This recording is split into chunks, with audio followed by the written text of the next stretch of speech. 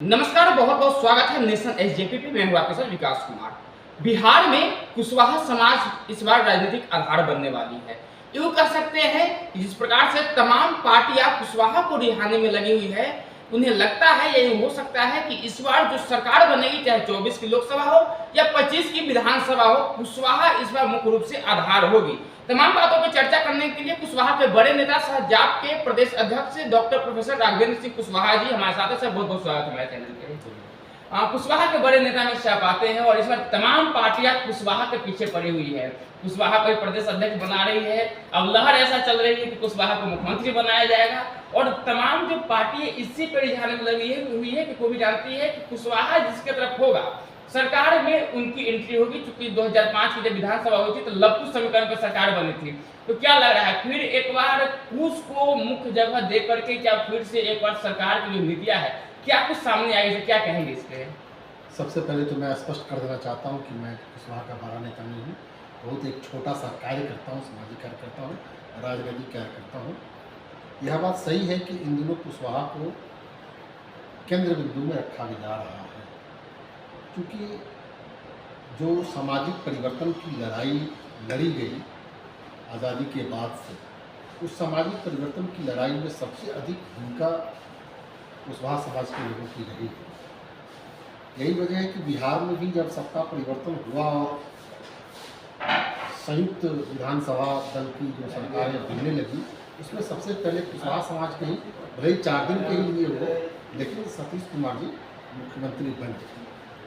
उसके बाद से पिछड़ों के कई कद्दावर नेता आए और बिहार सरकार की गद्दी को संभाले, लेकिन हाल के दिनों में लंबे अरसे तक सामाजिक न्याय की सरकार रही है और लालू प्रसाद यादव जी ने और नीतीश कुमार जी ने पिछड़ों के हर तरह से उन्नयन के लिए बहुत सारे कार्य किए।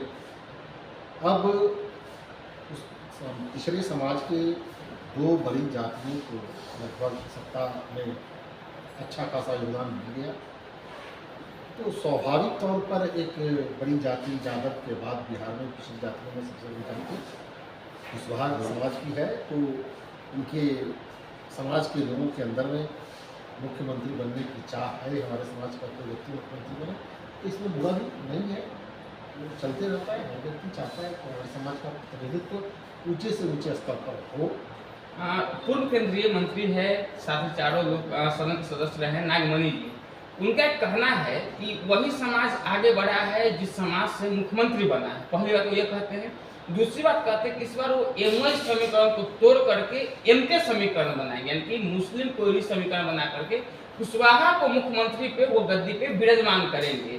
तो इसमें क्या लगता है बिहार में एमवाई समीकरण ध्वस्त होगी और क्या वाकई में एमके समीकरण बना करके क्या बिहार में मुख्यमंत्री की कुर्सी पे कुशवाहा समाज का बेटा बैठेगा? नागमणि जी काफ़ी पुराने राजनीतिक नेता है, जो चारों सदन के सदस्य रहे हैं, बिहार सरकार और केंद्र सरकार में मंत्री भी रहे हैं।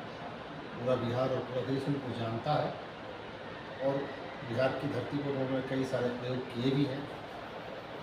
तो वो अगर प्रयोग करना चाहते हैं तो स्वतंत्र हैं ही, प्रयोग कर ही रहे होंगे। और देखिए उनके प्रयोग का असर कितना मुस्लिम समाज में और कुशवाहा समाज में होता है, इसको देखना। तो सभी फिर कुशवाहा के सभी नेता को सर एक मंच पे आना पड़ेगा ना। एक तरफ उमेश कुशवाहा अपनी खेमा लेके चल रहे हैं, एक तरफ सम्राट चौधरी अपनी खेमा लेके चल रहे हैं, यदि दूसरी तरफ तीसरी तरफ उपेंद्र कुशवाहा अपनी खेमा लेके चल रहे हैं, नागमणि जी अपनी खेमा लेके चल रहे हैं, और जाके भी जिस पार्टी का प्रदेश अध्यक्ष है वो भी जो है कि खेमा लेकर चल रही है। तो सारे कुशवाहा को यहाँ राजनीतिक दल में अलग अलग बट गए हैं। तो मेरे समझ से इतना भी आसान नहीं होने वाला है कि सभी कुशवाहा समाज को एक साथ चुनाव के समय में समाज तय कर लेता है अपनी दिशा जी। चुनाव के समय में कौन मजबूत साथी है और कौन मजबूत नेतृत्व दे सकता है, समाज स्वतः तय कर लेता है। इसमें बहुत ज़्यादा माथापच्ची करने की ज़रूरत नहीं है। अभी संघर्ष कर रहे हैं, जनता के बीच में लोग जा रहे हैं, अपनी पार्टी की नीतियों के साथ अपनी बात रख रहे हैं। जनता में उसका क्या असर होगा ये चुनाव के समय स्पष्ट होगा। बिहार की राजनीति में पटना इन दिनों बागेश्वर बाबा से गरमाई हुई है। तो बागेश्वर धाम वाले बाबा पंडित धीरेन्द्र शास्त्री जी आने वाले हैं। इस पे आपके नेता जन अधिकार पार्टी के राष्ट्रीय अध्यक्ष पूर्व सांसद पप्पू यादव जी ने भी तीखा टिप्पणी किया है। तो क्या लगता है बिहार में जो धीरेन्द्र शास्त्री है उनका आना किस प्रकार से फायदा हुआ, किस प्रकार से नुकसान करेगा, इसको क्या कहेंगे? देखिए, यदि आप बागेश्वर धाम के कार्यक्रमों को देखते हुए जी। तो आपको पता चलता होगा कहीं से उनका जो आचरण और व्यवहार है वो संत जैसा नहीं, जी बड़े ही उत्तेजक शैली में आक्रामकता के साथ कोई बात रखते हैं। संत का वो स्वभाव नहीं है और वो खुले तौर पर भारत को हिंदू राष्ट्र बनाना चाहते हैं, बिल्कुल। जो असंवैधानिक वक्तव्य है। भारत देश संविधान से चलता है और भारत के संविधान में स्पष्ट लिखा हुआ है यह एक धर्मनिरपेक्ष राष्ट्र है। तो आप धर्मनिरपेक्ष राष्ट्र को आप कैसे हिंदू राष्ट्र घोषित करेंगे? तो वो वैसे लोगों का प्रतिनिधित्व कर रहे हैं जिनकी आस्था भारतीय संविधान में नहीं है। तो बिहार में बागेश्वर धाम वाले बाबा जो धीरेन्द्र शास्त्री जी हैं उनका कार्यक्रम नहीं होना चाहिए। वे सामाजिक और सांप्रदायिक सौहार्द भी बिगाड़ते हैं। वे व्यापारी हैं, वो रुद्राक्ष और कई सारी मूर्तियाँ, कई सारे पाखंड के रास्तों से चल करके वो अपना व्यापार करते हैं और ऐसी परिस्थिति में वो अरबों रुपयों का व्यापार करेंगे यहाँ से पूरा धनराशि समेट करके ले जाएंगे। तो ये पाखंड का बाजार लगाने आ रहे हैं। हम इनके पाखंड के बाजार का विरोध करते हैं और वो हिंदू राष्ट्र की घोषणा की बात करते हैं। यह अपने आप में संविधान विरोधी बात है, असली देशद्रोही व्यक्ति है। सर एक क्योंकि जी। जिसकी आस्था संविधान में नहीं है, जिसकी आस्था भारत की नीतियों में नहीं है, वही राष्ट्रद्रोही व्यक्ति है, देशद्रोही व्यक्ति है। उन पर देशद्रोह का मुकदमा चलना चाहिए। सर ये तो आपने बताया कि देशद्रोही है, लेकिन एक बात इस यहाँ से निकलती है, भारत में भी चूंकि आज बुद्ध पूर्णिमा है, आज बहुत अच्छी दिन है। एक बात आपसे जानना चाहते हैं, आपने देखा भारत में एक बाबाओं के दौर रहा। एक समय निर्मल बाबा खूब चले, आसाराम बापू चले, राम रहीम चले, अभी धीरेन्द्र शास्त्री चल रहे हैं और अंततः नतीजा यही होता है कि सबकी काला चिट्ठा खोलती है और जेल के हवालात में फिर वो नजर आते हैं। तो आपको नहीं कि भारत में बाबाओं के प्रति, हम धर्म और आस्था पे भगवान पे नहीं करें, बाबाओं के प्रति यहाँ पे मानसिकता बदलने की जरूरत है? यहाँ पे बिल्कुल जरूरत है। हर धर्म का मूल उद्देश्य है इंसानियत, जी प्रेम। लेकिन ये जो बाबा होते हैं वो चमत्कारिक हथकंडों का उपयोग करते हैं। हनुमान जी के पुत्र हैं। किसी भी तरह से अपना चमत्कारिक हथकंडों का उपयोग करके, पाखंड का सहारा लेकर के भोली भाली जनता का मानसिक, आर्थिक और शारीरिक शोषण भी करता है, जिसके वजह से कालांतर में ये लोग जेल में जाते हैं। जी। वो दिन दूर नहीं, भारतीय जनता पार्टी की सरकार, इसलिए धीरेन्द्र शास्त्री जी बचे हुए हैं। सरकार बदलेगी, निजाम बदलेंगे, ये भी हवालात में जाएंगे। एक सवाल और है, इन दिनों केंद्र में एक और जो है कि सरगर्मी चल रही है महिला पहलवानों को लेकर के। जंतर मंतर पिछले कई दिनों से धरना में बैठी हुई है।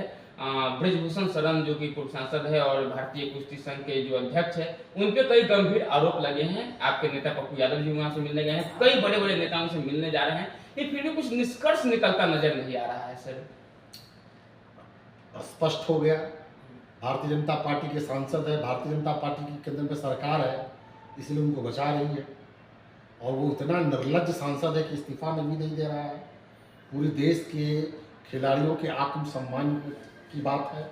हमारे देश की बेटियां जो कई सारी राष्ट्रीय स्तर की और अंतर्राष्ट्रीय स्तर की मेडल ले करके आई हुई है, वे लोग आरोप लगा रही है। तो वो आरोप सही नहीं है, गंभीर आरोप है। और इस आरोप के एवज में ब्रजभूषण शरण सिंह को नैतिकता के आधार पर इस्तीफा कर देना चाहिए। अगर ये इस्तीफा नहीं करते हैं तो सुप्रीम कोर्ट के मुख्य न्यायाधीश को इसको संज्ञान में लेकर के दूध का दूध और पानी का न्याय करना चाहिए। एफआईआर जो दर्ज हुए हैं, आपको क्या लगता है उसमें कार्रवाई होगी? कार्रवाई होनी चाहिए, लेकिन कार्रवाई देर से हो रही, क्योंकि संज्ञा भय कोतवाल तो ऑर्डर काहे का बड़ी बात है। अब भारतीय जनता पार्टी की सरकार है तो ब्रजभूषण को लगता है कि भाई मेरे ऊपर कैसे कार्रवाई हो सकती है, उस पार्टी का सांसद हो और उसी पार्टी की सरकार है, इसलिए वो एकदम निठल्ला घूम रहा है, चैन की बांसुरी बजा रहा है और यहाँ खिलाड़ी लोग परेशान हो रहे हैं। तो खिलाड़ियों के आत्मसम्मान और बेटियों की सुरक्षा के लिए उनका मांग बिल्कुल जायज़ है।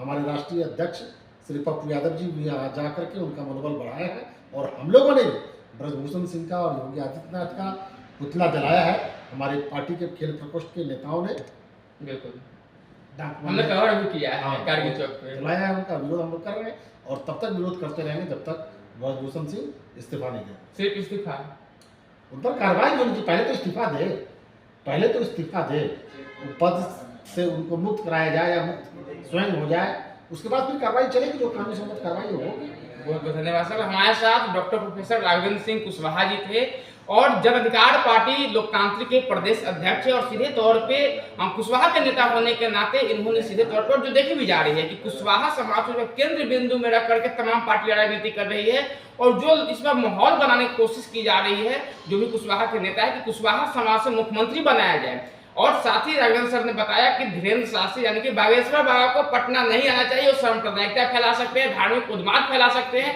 और उससे बड़ी बात जो पूरे देश में चल रही है महिला पहलवानों को लेकर के सीधे कहा है कि ब्रजभूषण शरण सिंह के ऊपर कार्रवाई होना चाहिए और कार्रवाई से पहले उन्हें इस्तीफा देना चाहिए। उनके नैतिकता के आधार पर इतने बड़े जब आरोप लग गए हैं तो इस्तीफा उन्हें दे देना चाहिए। फिलहाल देखना दिलचस्प होगा कि तमाम प्रकरण में क्या कुछ होते हैं। फिलहाल तमाम खबरों के लिए बने रहिए नेशन एसजेपी के साथ। धन्यवाद।